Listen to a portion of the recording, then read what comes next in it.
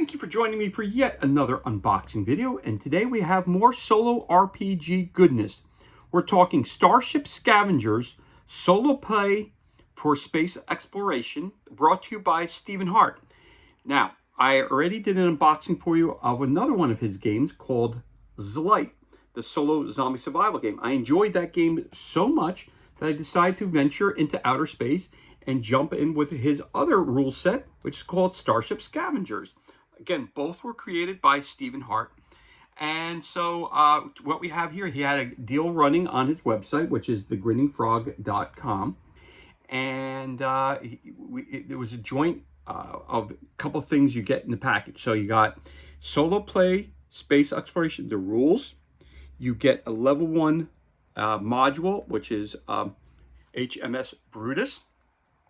And you also got some hazard and encounter cards, which are used throughout the game as well. So we're going to do a little bit of an unboxing. And of course, for all this information and how to play the game and all that information, you can find at thegrinningfrog.com. And this is a wonderful little thank you card that they put in each of the bags when you make a purchase. So they go to thegrinningfrog.com for more information about Starship Scavengers or about Zlight, or anything that Stephen Hart has released at this point in time. There's been a bunch of Kickstarters with Starship Scavengers, so I'm looking forward to really getting into this and giving this a shot. So I'm going to pull all this stuff to the side, and we're going to start off, of course, with the core rulebook, which was a good place always to start when you're learning a new game system. So here again, Starship Scavengers, it's rules solo play space exploration. It says, in the aftermath of the fall of the galaxy-spanning human empire, a few brave souls make their living as Starship Scavengers. You are one of them. A day in the office for you is exploring a dark, derelict starship, looking for valuable data and salvage. Sounds great, right? Admittedly, there are the issues of aggressive alien life forms, rogue mechs, and deadly environmental hazards. But hey, the work for yourself, so it's all good, right? And maybe, just maybe this time, you'll make the big haul. And again, these are the rules for Starship Scavengers. Ship assignment can be purchased from our website, published by The Grinning Frog. So there you have it. So some extra stuff on the side. We'll put that to the side for a minute. So just like any RPG, it's got a set of rules that go along with it. Again, the artwork is just brilliant in this game. So you've got your credits, you've got your design notes, game conventions used, rules, tips, assignments, and tips. So we're going to talk here. We got a little bit of an introduction. Got your table of contents. Prologue, the Wars of Unreason. Little background fluff about why we're doing this. Overview, game overview. Each game turn represents time you spend exploring a dark spaceship or other locations such as the surface of a moon. You are hoping to find data and salvage, both of which are valuable and can be sold for credits. Additionally, you are looking to avoid hostile scavengers, aliens, robots, and any other harmful threats. Of course, when we say you, we mean your character. The first thing you need to do is select or create a character. There's a character sheet in this rulebook, and you will find copies freely available for download for your own use at thegrinningfrog.com. What you will also need, how to win the game. To win, you must get in, collect data, and salvage, and get out alive. Expanding the game. How to get started, your setup. Now this is a pretty thick book. When we did Zlight, it was only 34 pages, and most of it was just the deck of cards that was in here. This has a lot more detailed information about running a game. Again, this is for solo play, so you take your time to go through this stuff. Setup, stat points, and skills. Characters in a nutshell, easy character creation, stat points, pre-generated character backgrounds, definitions, adapting pre-generated characters, creating your own characters. Then you got your augmentations, different things that you could add into, different things to make your character a little bit better. You've got equipment, weapons, different kinds of weapons that you can get and have on your character. Then you also have ammunition, equipment. Again, I'm not going to read through all these charts. Default equipment, complete character sheet. Here's a sample character for you to use. So your characters have name, natural attack dice, the background, ranged attack, melee attack, tech, salvage, mind, initiative bonus, and a defense rating. Augmentation, any extras that were added to your character. Weapons and what their special rules are. The weapon name, so he's got a pistol and a boot knife. What's in his inventory. So there's how you would have a simple character sheet. The blank one, which I made copies of, would look exactly like this. So again, everything we just talked about, you'd be filling this in. That's your simple character sheet. It is one sheet. Again, just like before, you start with 20 health. Your shields on your ship, nothing on the back. And there's some extra character sheets that I printed out for myself. And we move on. Scavenging for treasure. Exploring, scavenging, the key rule. 3 choices: data hacking, salvage hunting, or secure access searching. Data hacking, salvage. We got secure access items, ending the game. After your mission is over, you use your mind rating to see what profit you make on the haul you gathered. You get to keep a cumulative 20% of the salvage goods and data. That is your money to live on and to outfit yourself for the next mission. See end of game sequence for more details on page 38. Game tip: the more you search, the longer it takes. Consider carefully how much time is left on the time tracker before searching. Time units and movement. Tip: what the ship looks like. Reading the room descriptions, going from first visit, marking your progress, anatomy of your UDP readout, more beautiful artwork, environmental conditions, harm rate, environmental check, different kinds of hazards, which we'll see in the hazard deck that we have over here, some creatures that you may run into. So you got encounter checks, encounter check process, how to check your counters, see how things are going. Combat introduction, combat overview, hitting targets and getting hit, key combat rule 1, key combat rule 2, key combat rule 3. Other options explained, initiative, shield regeneration, and ammunition, and some more cool artwork. Then we have fighting multiple enemies, ranged combat, robots versus aliens, unlimited range limitations, retreating out of a location, retreating in combat, movement through ranges. Again, we have another range chart. Combat sequence summary for you. So there's a lot of information to delve into. Weapons, different kinds of weapons you have, special abilities, ranges, melee, grenades, game tips, pistols, special rounds, armor-piercing rounds, elephant rounds, shield breakers, different kinds of guns you can have, all in here. Attack dice, it tells you in the thing. Again, some creatures that may be attacking you when you're inside a ship or on a planet. Stat blocks, security robots,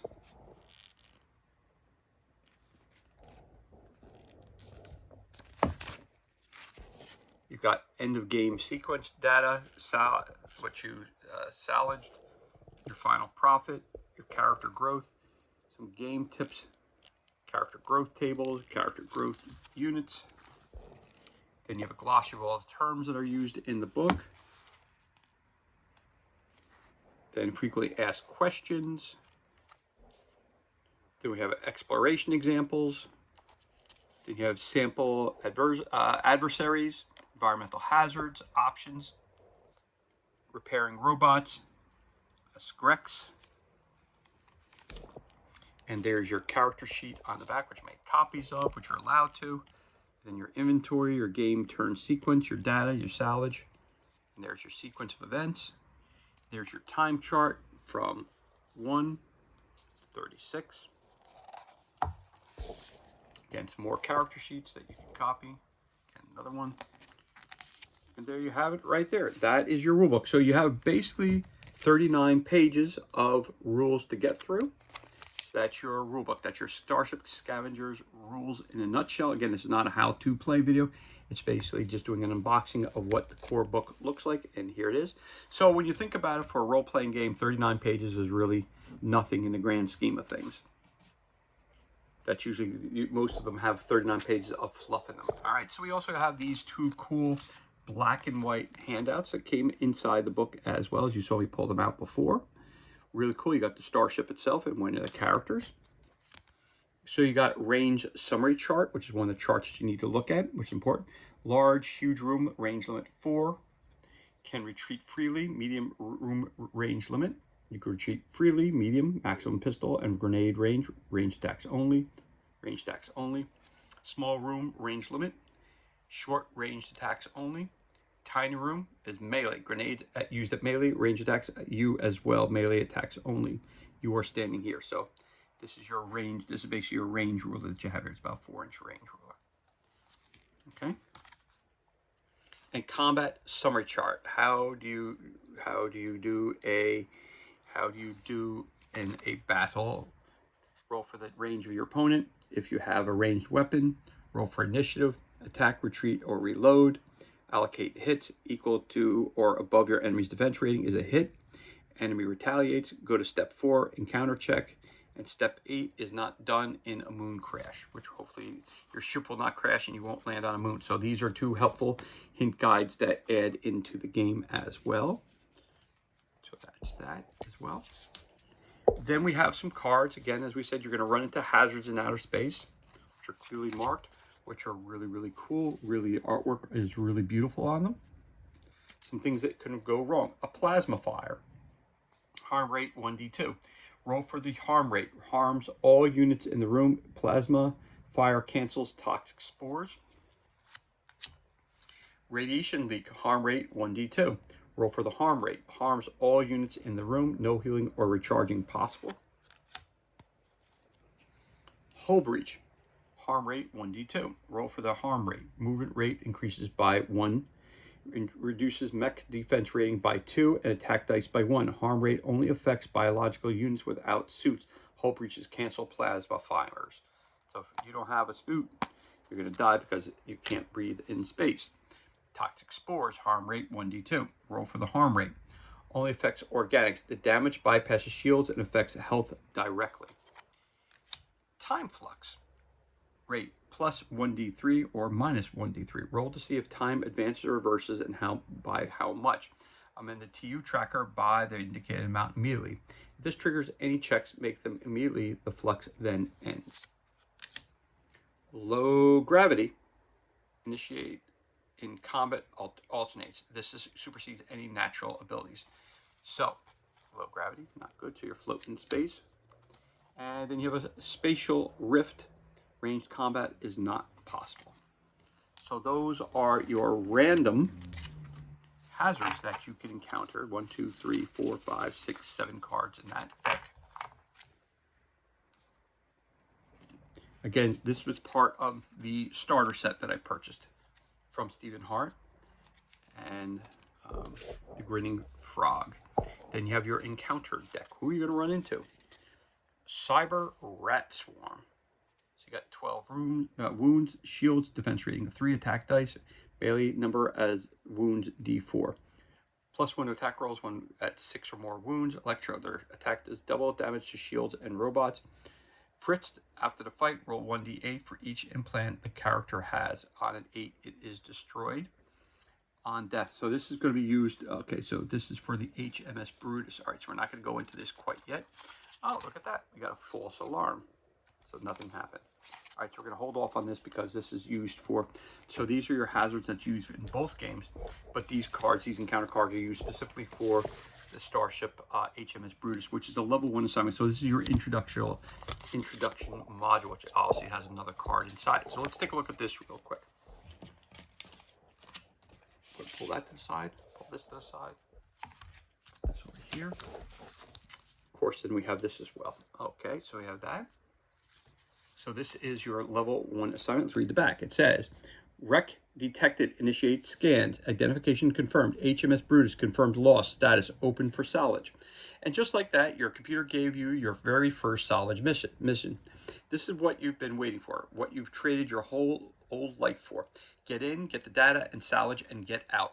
Avoid the rogue mechs and the hostile aliens, and it should be fine. After all, what could possibly go wrong on a derelict spaceship? Time to suit up.